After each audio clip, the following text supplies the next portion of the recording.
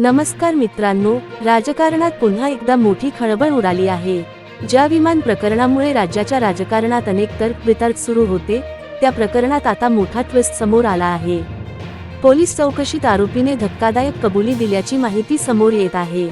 सूत्रांच्या माहितीनुसार या संपूर्ण विमान गेम मागे नेमकं कोण होतं, याचा तपास अनेक दिवसांपासून सुरू होता। काय आहे संपूर्ण प्रकरण? हे प्रकरण तेव्हा चर्चेत आलं जेव्हा एका महत्त्वाच्या राजकीय नेत्याच्या प्रवासादरम्यान विमानासंदर्भात गंभीर घटना घडल्याची माहिती समोर आली। सुरुवातीला अनेक अफवा पसरल्या, काहींनी याला तांत्रिक बिघाड म्हटलं, तर काहींनी यामागे राजकीय कट असल्याचा दावा केला।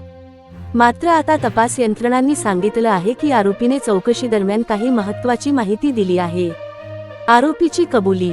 तपासादरम्यान आरोपीने सांगितलं की ही घटना पूर्वनियोजित होती का, त्यामागे कोणाचा दबाव होता का, याबाबत अजून अधिकृत माहिती बाहेर आलेली नाही।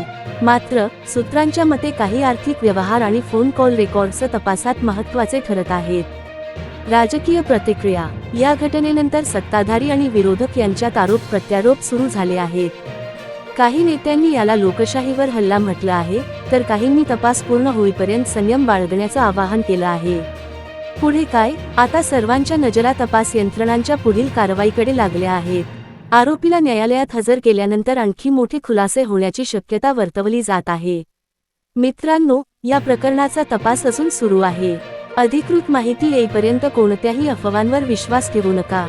तुमचं मत काय आहे? हा खरोखर कट होता का, की केवळ अफवा? कमेंटमध्ये नक्की सांगा।